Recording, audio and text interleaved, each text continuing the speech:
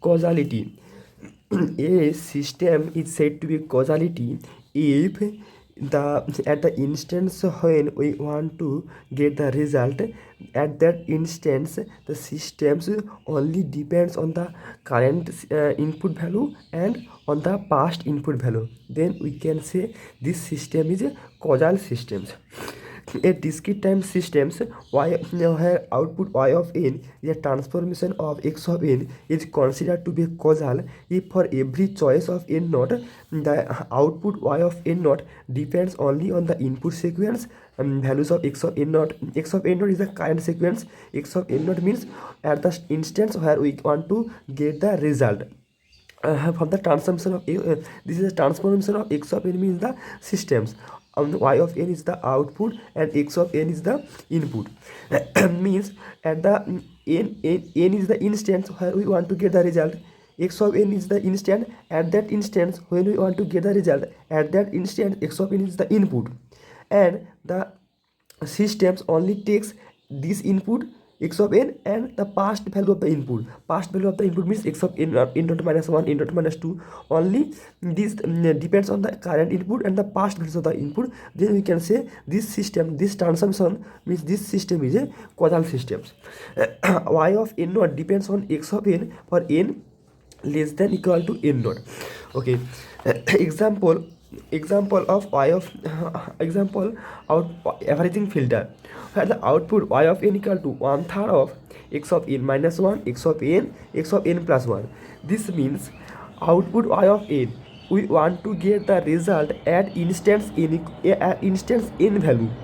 We want to get the result at the same instance.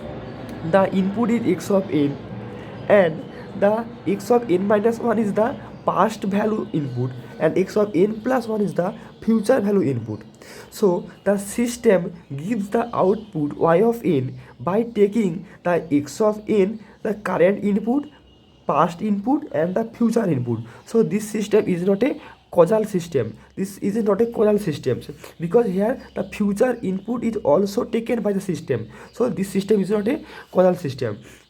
Is this system linear system? Yes, because it satisfies scaling property, additive property and time invariant property is satisfied. So these all are explained details in the in case of LTI system. So these are the linear LTI system. If it is a LTI system, means in case of LTI systems there must have some impulse response. So what is the, we want to get what is the h of n, but what is the impulse response. Here the output y of n equal to summation of k minus infinity up to infinity h of k x of n minus k. This is the basic representation of LTI systems. And if we put the k equal to 0 value, and then h of 0, x of n, h of 1, x of n minus 1, h of minus 1, x of n plus 1, where we take the k value from minus 1 up to 1. Here we put h of minus 1, here we put h of n, here we put h of 0. Because our input is also, our system is also like that, because here n equal to 0, n equal to minus 1, n equal to plus 1. So at the negative direction, the positive directions from minus 1 up to 1, this k is varying. That's why we take only 0 value, 1 value and minus 1 value, and from there we get here 1/3 is multiplied, h of n is the 1/3, and the pointer is at the middle pointer, means at n equal to 0 the value is 1/3, n equal to 1 value is 1/3, n equal to minus 1 the value is also 1/3. And this system is not a causal system, because in another term we also see our impulse response is not a causal. Impulse response is a non-causal sequence. So our system also a non-causal systems. We can say our system is causal or non-causal but just looking at the impulse response. When the impulse response is a non-causal, that's why our system also a non-causal system. So that's this is our averaging filter. Y of n equal to 1 by n summation k minus m2 up to plus a positive m2 x of n minus n k. This is not a causal sequence. We want to get we want to convert it into a causal sequence.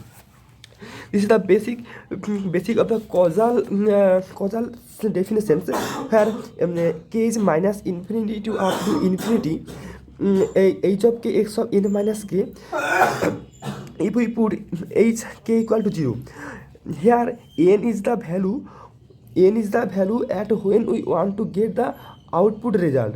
K is a dummy variable which is moving from minus infinity up to positive infinity to get the summation value of h of k and x of n minus k. When we put k equal to 0 value, then it is become h of 0 x of n, h of 1 x of, then for k equal to positive value 1 value, this is an 2 value, and up to m2 here k is moving up to m2. That's why h of m2 x of n minus m2, these all are past dependent sample. These are past values of input. Here all are past input. It is the current input, and it is here all are past input for all the positive value of the k. And when we put k equal to negative, means h of minus 1, then negative minus 1 become h of n plus 1, means the system takes the future input. X of n plus 1 is the future input, x of n plus 2, similarly x of n plus m1, these all are the future input. The system takes future input when we put k equal to negative. So that's why if we plot the h of impulse response, this is h of 0, h of 1, h of 2, h of minus 1, h of minus 2. For h of 0 and h of 1, 2 and all the positive value of the impulse response, the system takes the past input, and all the negative value of the h of impulse response, system takes the future input. So if we want to get only the past sample and the current sample, then the future sample must be 0. We only take the past sample and the current sample because the causal systems takes only the past sample and the current sample. So we only take the past sample and the current sample. So the future sample must be 0. That's why the condition for node depends on future samples. Condition for the nodes depends on the future sample. These all are the future sample. Condition for node depends on the future sample is when our h of minus 1, h of minus 2, and like all the negative terms must be 0. When h of n equal to 0 for n less than 0. When n less than 0, if our h of n, the impulse response is 0, then the system does not take future sample input. So then the system only take the current sample input and the past sample input. Now we can say the system is now the causal sequence. So it is said if the impulse response is causal sequence, then LTI system also must be a causal sequence or causal system. This is about the h of 0. This is impulse response. The impulse response is causal because h of minus 1, all these are the 0 and only present positive 0 value means current value and all the positive value. Then we can say the impulse response is a causal. Then LTI system must be a causal system. Now the moving averaging filter is a non-causal filter. We want to convert it to a causal filter. There h of n is 1 by n. 0 0 up to minus m1 to positive m1. This is value 1 and then again 0. This was a non-causal sequence. If we want for this non-causal sequence, the system also was non-causal. We want to convert the system into a causal system. Then our h of n also must be a causal sequence. When h of n is a causal sequence, then all the negative terms from n less than 0 must be 0. This means all these negative terms. This is the pointer, means they are n equal to 0, and all the negative value of the n, the system h of n impulse response also must be 0. That's why we take h of n here summation k equal to 0 to m2. Here k is moving from n equal to 0 up to m2 x of n minus k, and we divided by up to here. There from 0 to m2 there are m2 plus 1 number of samples present. That's why we divided by m2 plus 1. This is now a causal filter.